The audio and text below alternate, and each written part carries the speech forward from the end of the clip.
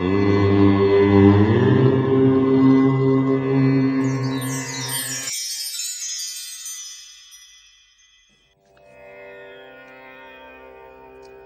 में से बहुतों ने मैक्स मूलर की सुप्रसिद्ध पुस्तक वेदांत दर्शन पर 3 व्याख्यान 3 lectures on the Vedanta philosophy को पढ़ा होगा, और शायद कुछ लोगों ने इसी विषय पर प्रोफेसर डायसन की जर्मन भाषा में लिखित पुस्तक भी पढ़ी हो। ऐसा लगता है कि पाश्चात्य देशों में भारतीय धार्मिक चिंतन के बारे में जो कुछ लिखा या पढ़ाया जा रहा है, उसमें भारतीय दर्शन की अद्वैतवाद नामक शाखा प्रमुख स्थान रखती है। ये भारतीय धर्म का अद्वैतवाद वाला पक्ष है, और कभी कभी ऐसा भी सोचा जाता है कि वेदों की सारी शिक्षाएं इस दर्शन में ही सन्निहित हैं। खैर, भारतीय चिंतन धारा के बहुत सारे पक्ष हैं, और ये अद्वैतवाद तो अन्य वादों की तुलना में सबसे कम लोगों द्वारा माना जाता है। अत्यंत प्राचीन काल से ही भारत में अनेकानेक चिंतन धाराओं की परंपरा रही है, और चूंकि शाखा विशेष के अनुयायियों द्वारा अंगीकार किए जाने वाले मतों को निर्धारित करने वाला कोई सुसंगठित या स्वीकृत धर्म संघ अथवा कतिपय व्यक्तियों के समूह वहां कभी नहीं रहे, इसीलिए लोगों को सदा से ही अपने मन के अनुरूप धर्म चुनने, अपने दर्शन को चलाने तथा अपने संप्रदायों को स्थापित करने की स्वतंत्रता रही। फलस्वरूप हम पाते हैं कि चिरकाल से ही भारत में मतांतरों की बहुतायत रही है। आज भी हम कह नहीं सकते कि कितने 100 धर्म वहां फल रहे हैं और कितने नए धर्म हर साल उत्पन्न होते हैं। ऐसा लगता है कि उस राष्ट्र की धार्मिक उर्वरता असीम है। भारत में प्रचलित इन विभिन्न मतों को मोटे तौर पर 2 भागों में विभक्त किया जा सकता है, आस्तिक और नास्तिक।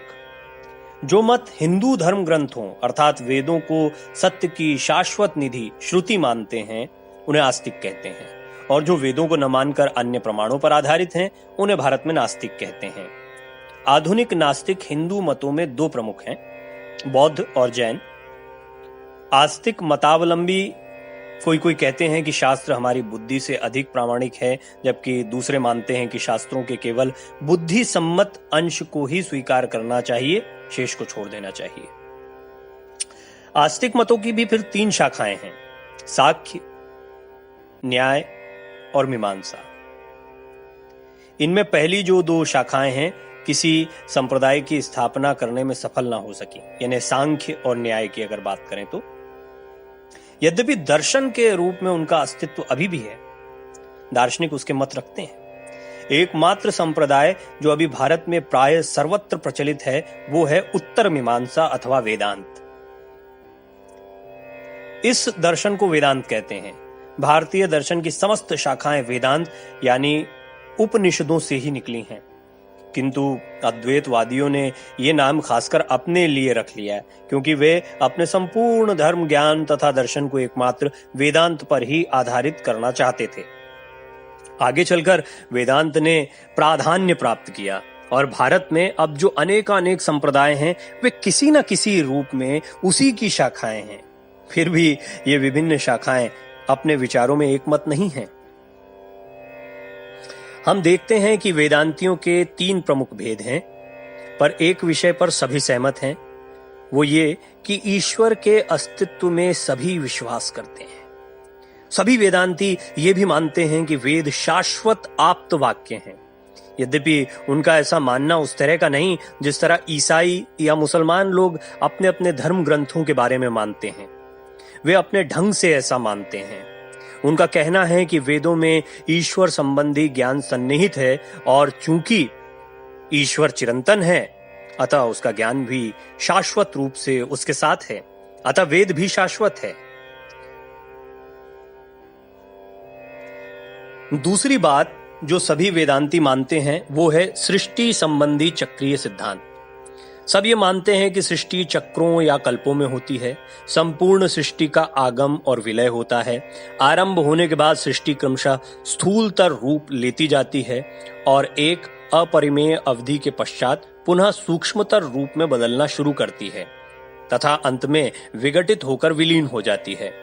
इसके बाद विराम का समय आता है, सृष्टि का फिर उद्भव होता है और फिर इसी क्रम की आवृत्ति होती है। ये लोग 2 तत्वों को स्वतः प्रमाणित मानते हैं, एक को आकाश कहते हैं, जो वैज्ञानिकों के ईथर से मिलता जुलता है, और दूसरे को प्राण कहते हैं, जो एक प्रकार की शक्ति है। प्राण के विषय में इनका कहना है कि इनके कंपन से विश्व की उत्पत्ति होती है। जब सृष्टि चक्र का विराम होता है तो व्यक्त प्रकृति क्रमशः सूक्ष्मतर होते होते आकाश तत्व के रूप में विघटित हो जाती है, जिसे हम न देख सकते हैं और न अनुभव कर सकते हैं, किंतु इसी से पुनः समस्त वस्तुएं उत्पन्न होती हैं। प्रकृति में हम जितनी शक्तियां देखते हैं, जैसे गुरुत्वाकर्षण, आकर्षण, विकर्षण अथवा विचार, भावना एवं स्नायविक गति, सभी अंततो गत्वा विघटित होकर प्राण में परिवर्तित हो जाती हैं और प्राण का स्पंदन रुक जाता है। इस स्थिति में वो तब तक रहता है जब तक सृष्टि का कार्य पुनः प्रारंभ नहीं हो जाता। उसके प्रारंभ होते ही प्राण में पुनः कंपन होने लगता है। इस कंपन का प्रभाव आकाश पर पड़ता है और तब सभी रूप और आकार एक निश्चित क्रम में बाहर प्रक्षिप्त होते हैं। सबसे पहले जिस दर्शन की चर्चा मैं तुमसे कहूंगा वो द्वैतवाद के नाम से प्रसिद्ध है। द्वैतवादी ये मानते हैं कि विश्व का सृष्टा और शासक ईश्वर शाश्वत रूप से प्रकृति एवं जीवात्मा से पृथक है। ईश्वर नित्य है, प्रकृति नित्य है तथा सभी आत्माएं भी नित्य हैं। प्रकृति तथा आत्माओं की अभिव्यक्ति होती है एवं उनमें परिवर्तन होते हैं, परंतु ईश्वर ज्यों का त्यों रहता है। द्वैतवादियों के अनुसार ईश्वर सगुण है, उसके शरीर नहीं है, पर उसमें गुण है, मानवीय गुण उसमें विद्यमान है। जैसे वो दयावान है, वो न्यायी है, वो सर्वशक्तिमान है, वो बलवान है, उसके पास पहुंचा जा सकता है, उसकी प्रार्थना की जा सकती है, उसकी भक्ति की जा सकती है, भक्ति से वो प्रसन्न होता है, आदि आदि। संक्षेप में वो मानवीय ईश्वर है। अंतर इतना है कि वो मनुष्य से अनंत गुना बड़ा है तथा मनुष्य में जो दोष हैं वो उनसे परे है। वो अनंत शुभ गुणों का भंडार है। ईश्वर की यही परिभाषा लोगों ने दी है। वह उपादानों के बिना सृष्टि नहीं कर सकता। प्रकृति ही वो उपादान है जिससे वो समस्त विश्व की रचना करता है। कुछ वेदांतेतर द्वैतवादी, जिन्हें परमाणुवादी कहते हैं, ये मानते हैं कि प्रकृति असंख्य परमाणुओं के सिवा और कुछ नहीं है और ईश्वर की इच्छा शक्ति इन परमाणुओं में सक्रिय होकर सृष्टि करती है। वेदांती लोग इस परमाणु सिद्धांत को नहीं मानते। उनका कहना है कि यह नितांत तर्कहीन है।